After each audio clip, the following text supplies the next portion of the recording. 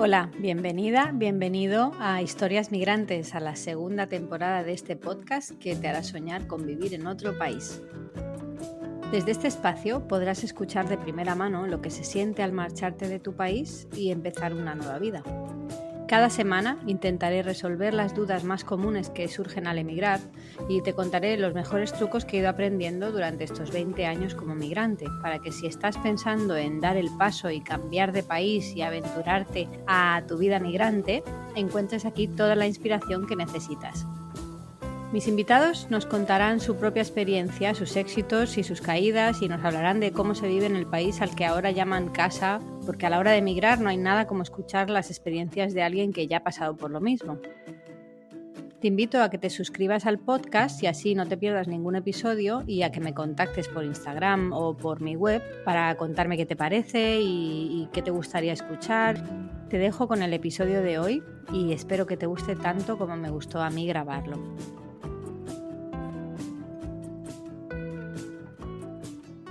Hoy nos acompaña Débora López, una española que hace 3 años decidió instalarse en Corea del Sur para dar clases de inglés a los coreanos, y hoy nos va a contar un poco cómo es vivir en esa parte del mundo. Hola Débora, ¿qué tal?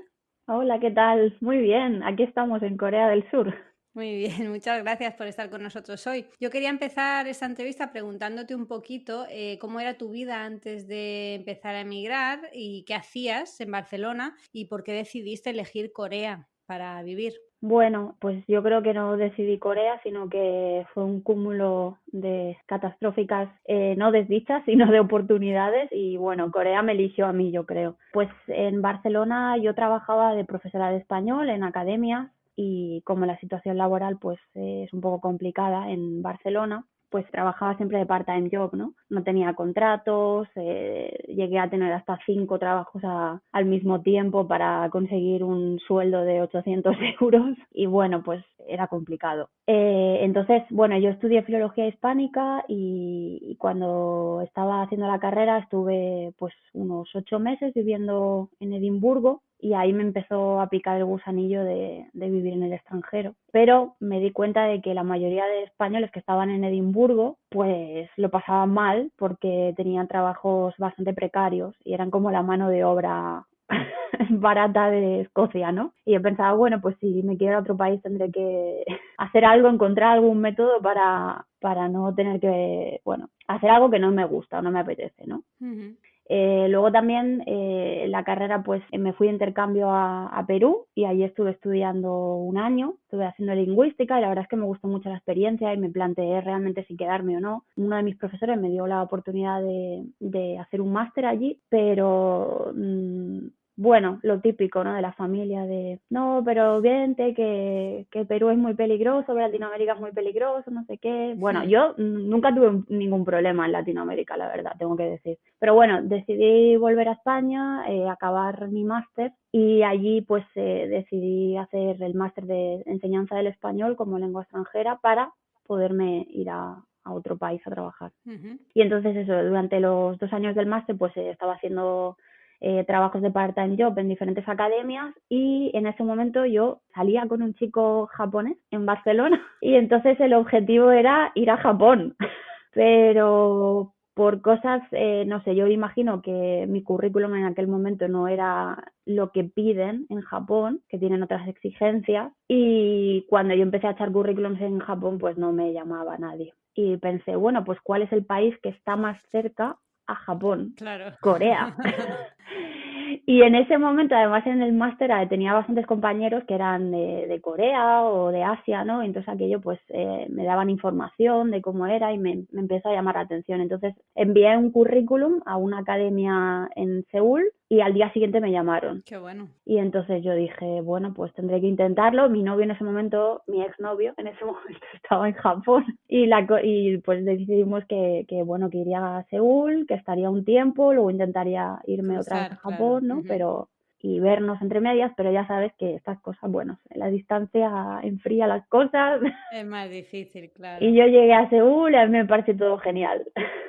Te gustó, ¿no? De entrada. Sí.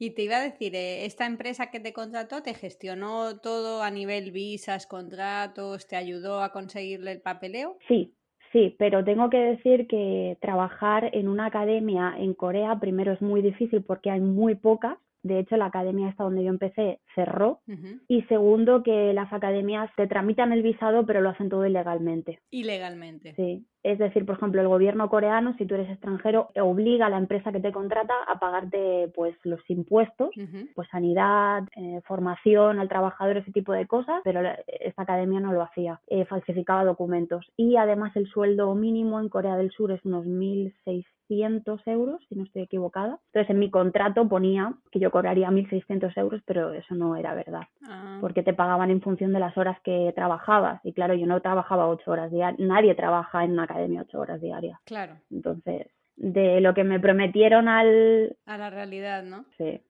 Cambiaba bastante. ¿Y con qué visa entraste cuando entraste? ¿Visa de trabajo? No, yo llegué con una visa de turista, pero en cuanto llegué, el jefe de la academia me dijo, vamos a inmigración y gestionamos tus papeles, y en 15 días ya tenía mi visado de trabajadora, que aquí tienen un visado especial para profesores de lenguas extranjeras en general, Ah, bueno. y fue muy rápido, sí, sí. ¿Tú crees que es un país fácil para ir a buscarse uno la vida así si eres profesor de idiomas? Si eres profesor de inglés, sí, definitivamente. Si eres profesor de otros idiomas, no. Ok. Porque tú allí das clases de Eh, español o de inglés. sí, de español, de español. De español. Ajá. Sí. Aquí el idioma más estudiado obviamente es el inglés, y cada vez piden gente con más formación, es decir, hace quizás 5 años o 7 años venían personas nativas pero que no tenían formación. Ujú. Ahora ya eso es imposible, todos tienen que tener formación para ser profesores, y profesores de chino, de japonés, de vietnamita también es bastante común porque claro, están muy cerca. Ujú. Pero el español, pues hay muchos estudiantes, pero en realidad no hay tantos sitios donde se ofrezca. ¿Dónde hacerlo? eh, Claro. ¿Y mm, qué dirías tú que es lo más chocante así culturalmente para alguien que llega de nuevas al país? mm. Porque todo será chocante, porque es un país muy distinto, ¿no? Pero no sé, para ti, ¿qué fue lo que más te sorprendió cuando llegaste? Bueno, pues por ejemplo en el tema laboral, bueno, yo creo que si vienes aquí como estudiante de intercambio es genial, o sea, te lo pasas, pero vamos, teta, porque emborracharse es baratísimo aquí. Pero si vienes como trabajador, es muy complicado, sobre todo si trabajas en oficinas coreanas. Trabajan muchísimo, tienen las cenas estas obligatorias con los jefes, que les hacen beber, les hacen bailar, les hacen muchas guarradas. Entonces, en mi caso, yo nunca he vivido eso tan extremo porque trabajaba en una academia y ahora trabajo en universidad. Esto en universidad no pasa, pero en la academia sí que es verdad que había cosas como, por ejemplo, tú no te puedes poner enfermo porque si te pones enfermo te echan. Wow. Sí, yo el primer invierno que pasé aquí estaba en la academia y cogí la gripe A, que es bastante brutal, y literalmente fui a trabajar con fiebre, me caí en clase y tuvieron que llamar a la ambulancia porque yo no tal. Y al día siguiente el jefe me llamó y me dijo, bueno, pero vienes, ¿no? A trabajar. Muy bien. Ahí manteniendo los derechos de los trabajadores a tope, ¿no?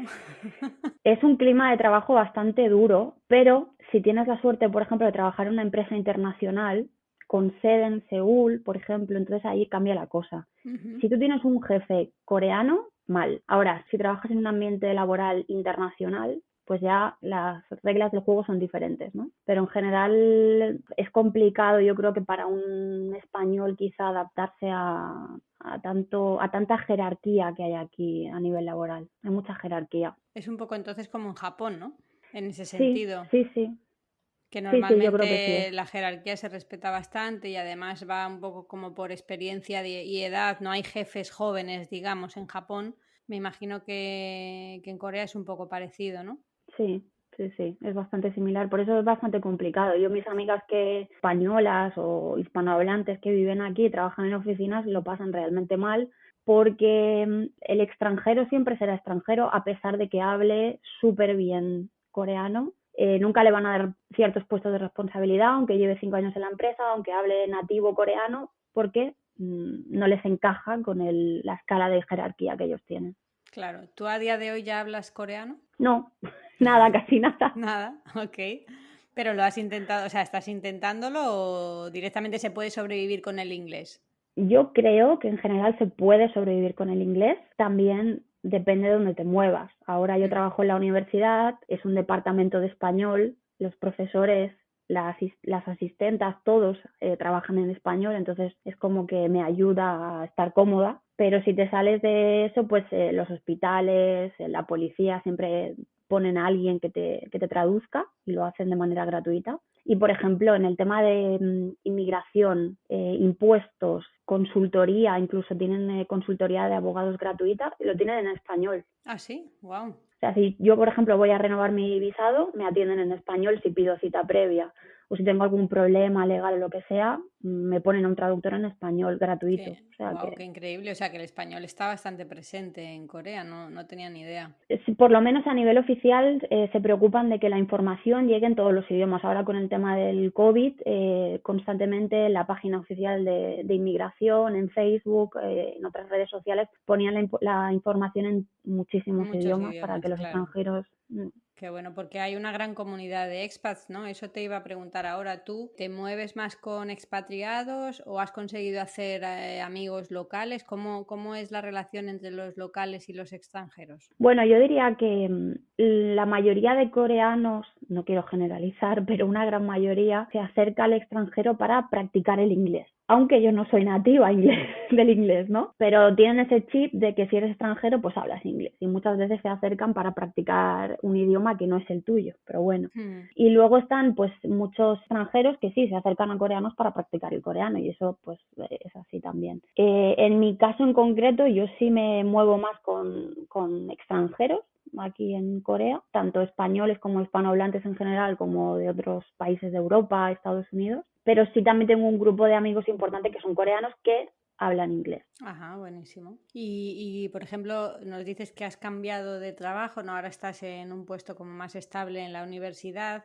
¿Cómo fue el cambiar de trabajo ya una vez allí? Porque me imagino que las visas están un poco atadas a la empresa que te contrata, ¿no? Sí, para ser profesor de universidad hay un visado concreto que no es el mismo que para trabajar como profesor de lenguas extranjeras en general, sino que tienes que cumplir unos requisitos más elevados. En este caso tienes que tener 4 años de experiencia demostrable y al menos tener un título de nivel máster oficial para entrar a la universidad. Pero en la mayoría de universidades no te piden ser doctor, no te piden un doctorado todavía. Ujú. De hecho, en la mayoría de casos no quieren a doctores extranjeros porque entonces hay una normativa coreana que a los 4 años, si eres doctor y llevas 4 años trabajando en la misma universidad, automáticamente tienes los mismos derechos que un profesor coreano. Entonces eso tampoco les interesa porque no te pueden echar tan fácilmente, tu Claro. salario, tu sueldo va a ser mucho más alto, etcétera, etcétera. Entonces, lo que suelen hacer es no contratar gente que tenga un doctorado pero que tenga experiencia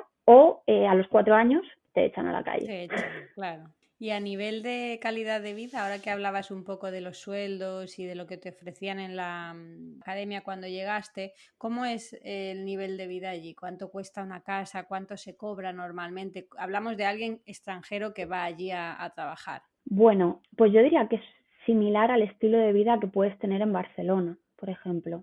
Ujú. Es muy similar. Si quieres alquilar un apartamento pequeñito de 2 habitaciones, pues no baja de 1.000 euros al cambio, más o menos. Sí que es verdad que aquí el tema del alojamiento es muy diferente en general a España porque tienen un sistema de depósitos o de depósitos, fianzas. Fianzas, sí. Entonces, cuanta más fianza pagas, menos alquiler pagas. ¿Ah, sí? Y la fianza, sí, la fianza te la devuelven al final del contrato, que es normalmente 2 años. Entonces, por ejemplo, O sea, es como un banco, ¿no? Si tú tienes ahorros y pones mucho, pagas poco de alquiler. Ah, qué fuerte.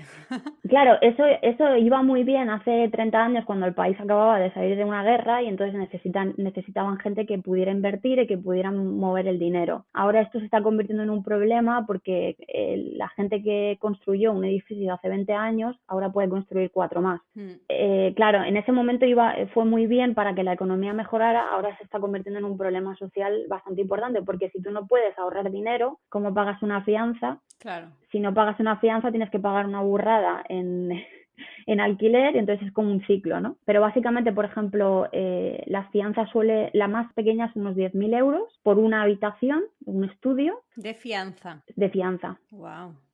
Sí, eso es lo más pequeño, por una habitación de un estudio que es un ambiente, unos 25 metros cuadrados, y pagas alrededor de unos 500 euros de alquiler. Ok, claro, es un sistema totalmente diferente. Fíjate, nunca había escuchado hablar de este sistema en ningún otro país. Y entonces, claro, la gente que llega, por ejemplo, y no tienes 10.000 euros de ahorros, entonces tienes que pagar a lo mejor 2.000 de apartamento, que al fin y al cabo termina siendo peor. Claro, bueno, si tú no puedes pagar esos 10.000, pues a lo mejor en vez de pagar 500 por una habitación, tienes que pagar casi 1.000. Entonces es difícil salir de ese bucle. Lo que hace la mayoría de extranjeros es que comparte piso Claro, para poder ahorrar. claro. Entonces, si un piso de 3 habitaciones es 1.500, pues cada uno paga 500 y luego poco a poco vas haciendo hasta que puedes ahorrar los 10.000 o lo que sea. Pero sí que es verdad que aquí los sueldos son bastante más altos, entonces ahorrar no es tan complicado. Ok. Y la mayoría de extranjeros que trabajan en Seúl, en este caso, me imagino, bueno, en empresas internacionales o de profesores o tal, ¿cuánto más o menos puedes decir que es un sueldo medio, digamos? Yo creo que entre los 2.000 y 2.500, sí, 2.500 debe ser la media. Ok. La mayoría de mis amigos que trabajan en colegios internacionales están ganando una media de 3.000 en colegios internacionales. Luego empresas privadas, pues es unos 2.500 más o menos. Sí. Ok. ¿Y la cesta de la compra, por ejemplo, dirías que es económico el supermercado y todas estas cosas o el transporte? El transporte es de hecho más barato que en algunas ciudades de España, es como 1 euro por viaje. Y si te vas más lejos, ¿no? Si vas aumentando kilómetros, pues mejor 1,05 €, 1,10 €, pero realmente es más o menos como en Madrid o Barcelona. El tema de la cesta sí que es más caro, sobre todo carne, verduras, lácteos. Lácteos es algo que casi no se toca aquí porque casi no consumen, entonces claro, es Es carísimo. caro, claro. Pero también depende un poco hay que entender que aquí el concepto es mucho comer fuera. Se come fuera muy a menudo. Sí, hacer la comida principal del día, el almuerzo, se hace fuera. La mayoría de gente lo hace fuera. Pero es que comer fuera no es tan caro. O sea, a lo mejor por 6 euros al cambio, comes y bien. La mayoría de gente come fuera, pero luego la cena la hace en casa. Claro. Entonces, claro, para la cena pues no hace falta que cocines tanto, ¿no? Pero sí que si, por ejemplo, quieres llevar una alimentación un poco sana o vegana, pues ya se te Es disparan mucho los más precios. caro, claro. Entiendo. Mm. ¿Y qué dirías tú que es lo peor de vivir en Corea? Yo creo que lo peor es con el objetivo con el que venga, porque lo que veo es que muchas, sobre todo últimamente que se ha puesto muy de moda con la música, ¿no? Las series de televisión, el K-pop, que para la gente joven es súper popular ahora, veo que vienen muchas chicas de España o países latinos o, bueno, de cualquier país en general, vienen con una idea muy preconcebida de lo que es Corea y luego se dan de bruces con la realidad, pero drásticamente. Entonces yo creo que lo peor es si vienes con una idea preconcebida de lo que te vas a encontrar, porque va a ser totalmente distinto probablemente. Porque, ¿qué crees que es lo que va buscando la gente cuando llega a Corea? Vienen buscando lo que ven en la televisión, que es calles súper limpias, todo súper cookie, súper bonito, un ambiente laboral de esto que tienen que ir a beber y cenar después de trabajar, pero que es como todos se lo pasan súper bien cuando todos en realidad están ahí obligados y nadie quiere estar ahí. Van buscando al supernovio coreano guapo de 1,90 cuando todos aquí la mayoría son bajitos. Claro. Y además es que la mayoría de coreanos no están acostumbrados a relacionarse con extranjeros. Solo el 5% de la población es extranjera y es de hace de 10 años para acá. O sea, la mayoría de coreanos no saben lo que es interactuar con un extranjero. De hecho, se encuentran muy incómodos. Entonces, estas, sobre todo chicas, por lo que ven por la televisión, vienen con la idea de que van a conocer a su novio coreano perfecto que ven en la tele. Y es que los coreanos distan mucho porque para empezar no conciben a la mujer extranjera muchas veces como una mujer, sino es como más un fetiche.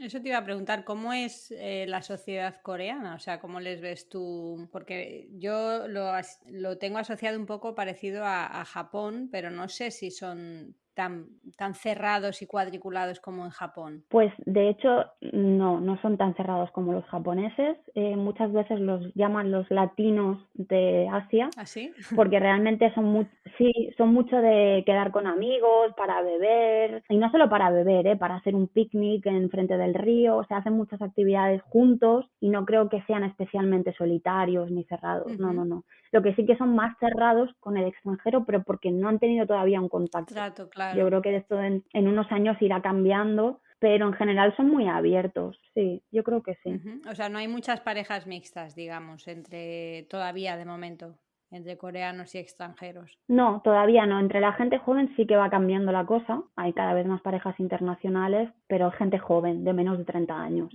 En el caso de gente mayor, una pareja mixta siempre es señores mayores del campo que tienen granjas o cosas así y que, bueno, por circunstancias físicas no tienen mucho contacto con mujeres porque viven en zonas muy aisladas, ¿no? Entonces lo que hacen es que se acaban casando con chicas vietnamitas o filipinas o camboyanas, que son mucho más jóvenes y ellas van buscando pues la oportunidad de vivir en un país mejor, con mejores condiciones. Y esto sí que se da mucho en las zonas rurales, encontrarte pues parejas mixtas, pero él con 50 años y ella con 25. Y asiáticos. Sí.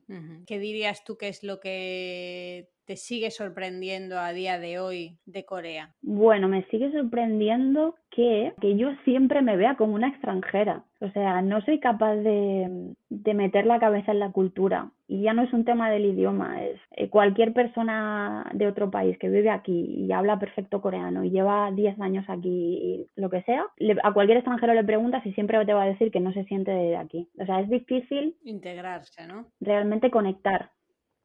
Sí. Conectar es difícil.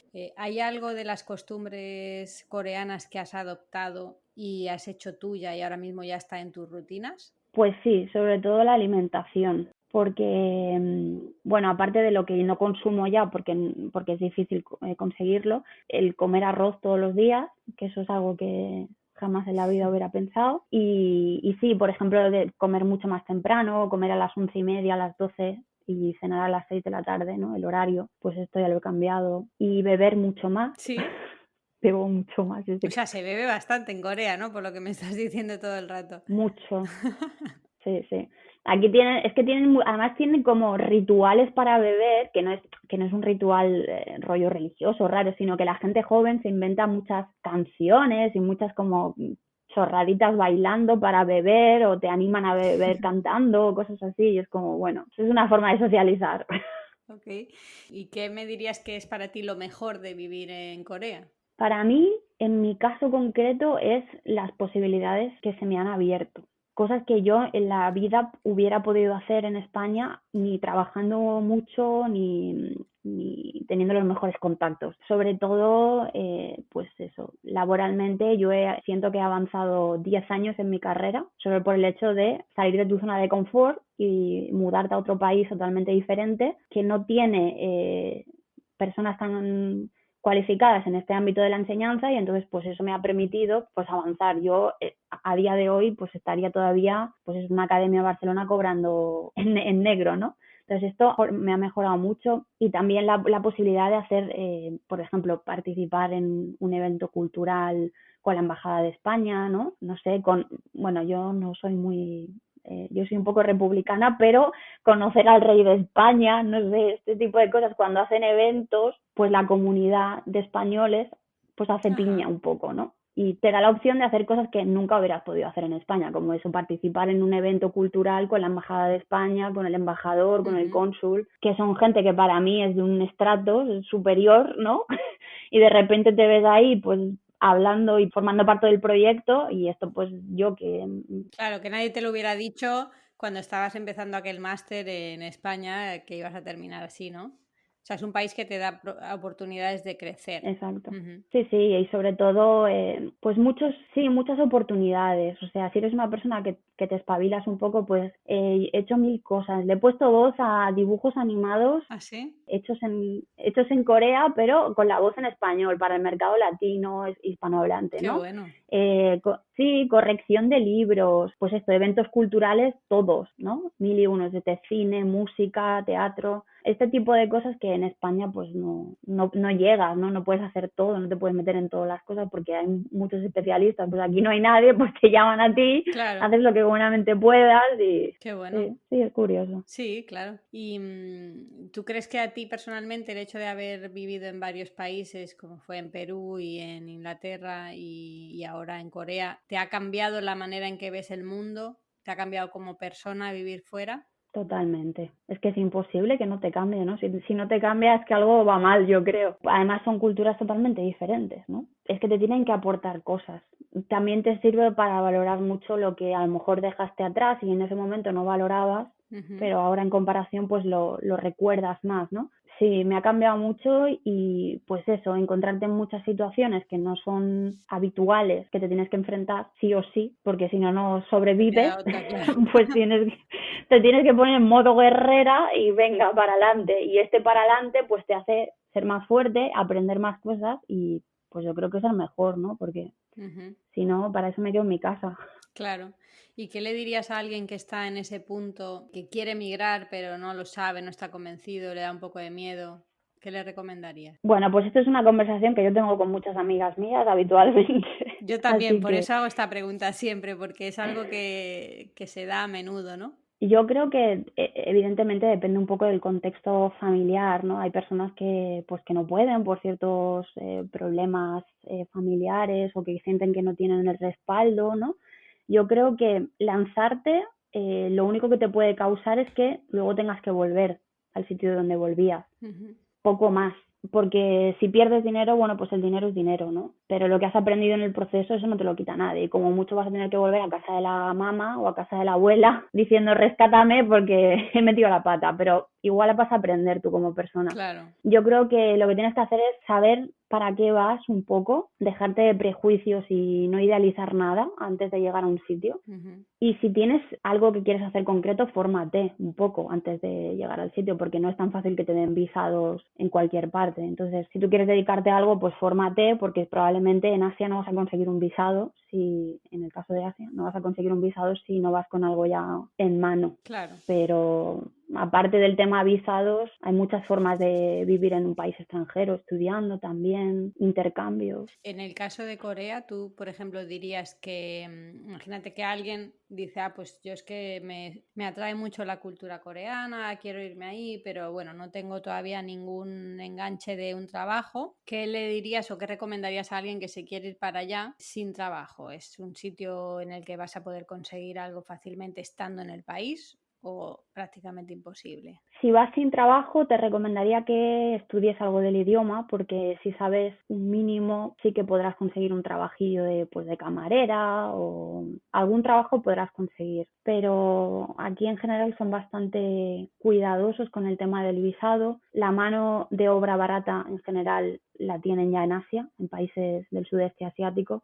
Entonces, si te vienes a trabajar de camarera, probablemente haya otras 20 personas de otro país asiático que ya lo vayan a hacer y que sepan más el idioma que tú, probablemente. Entonces, si te gusta mucho la cultura coreana y no tienes visa, pues vente, estudia o estudia en tu país mucho el idioma e intenta aportar un valor añadido que aquí no tengan. Hay muchas empresas coreanas que se están intentando abrir al mercado internacional, buscan siempre tener una persona de otro país en el grupo para que les dé una visión diferente, ¿no? Para estudios de mercado, etcétera. Entonces, intenta buscar qué valor puedes añadir, donde te puedas meter, pero sí recomendaría que estudiaran el idioma, porque si no va a ser complicado. ¿Y dirías que es un país más abierto o más fácil para alguien que se muda siendo joven? ¿O, por ejemplo, para familias, para profesionales más adultos? Es una buena pregunta. Yo diría que hay muchas ayudas en forma de becas, muchas todavía, para los estudiantes internacionales. Es relativamente fácil conseguir becas para estudiar el coreano o, por ejemplo, máster. Tengo varias amigas que están haciendo el doctorado aquí gratis. Encima, además, el gobierno les paga. ¿Ah, sí? Les paga no mucho, pero les paga lo suficiente para pagarse un alquiler, comer, etcétera, y están estudiando gratis un doctorado. Entonces, creo que es bastante fácil, relativamente, claro, pero sí más fácil que otros países. Pero para las familias yo creo que es un poco más complicado. Si no trabajas previamente en una empresa internacional, creo que va a ser complicado. O que seas freelance, algo así, pero más complicado. Ya. ¿Y dónde te ves tú en 10 años o de viejita? En 10 años no lo sé, pero espero que no sea en Corea. ¿Te quieres ir de Corea? Sí, porque tal y como te he dicho, que te abre muchas oportunidades, también tienes un techo. Entonces, O sea, hay un punto en el que ya no puedes avanzar más, digamos, ¿no? exacto, yo siento que Corea es mi trampolín a nivel profesional, pero yo estoy estudiando el doctorado ahora y sé que cuando acabe el doctorado probablemente mi universidad me diga puertas que no te queremos pagar Claro. $5.000 al mes, ¿sabes? Entonces probablemente tenga que ir a otro país y yo con gusto, porque bien, pero cuando sea viejita me veo enfrente de la playa de Barcelona, si puede ser, con mi jubilación. O sea, ¿te imaginas volviendo a España? Sí, pero una vez que me jubile o cuando ya. Pero muy de Sí, mayor. sí, sí. Genial. Oye, pues muchas gracias, Débora, por este ratito. Me ha gustado mucho saber tu opinión de Corea y que nos cuentes un poquito. Te quería preguntar ahora dónde te pueden encontrar los oyentes por si quieren seguirte un poco por Instagram. Sí, pues tengo dos cuentas de Instagram. Una es para mi trabajo, que se llama L Corea con K, y la otra, que es la que suelo utilizar pues para mi vida personal, es Pink Debbie con K también. Pink de rosa, Debbie, mi abreviatura. Ok. En la cuenta de los idiomas siempre vas poniendo también como curiosidades coreanas, Sí, ¿verdad? estas publicaciones, curiosamente, es como un proyecto que tengo con los estudiantes. Entonces, ellos eligen un tema, lo explican en español, yo les corrijo el tema de la gramática y tal, y entonces eso es una nota dentro del curso, pero lo publican ellos. No Sí, sabía. Qué sí, guay. eligen ellos el tema y Qué bien. Pues nada, muchas gracias de nuevo y nos despedimos ya y nos despedimos de los que nos estén escuchando, dándoles las gracias por una semana más estar con nosotros. Os recordamos que os podéis suscribir a todos los canales de podcast y también ponemos el vídeo en YouTube por si os apetece más el formato vídeo. Y nada, volvemos cada semana con una nueva entrevista, con una nueva historia migrante para hacernos viajar un poquito y imaginarnos cómo sería nuestra vida en otro país. Nada, Débora, un saludo y hasta la semana que muchas viene. gracias, chao. Chao.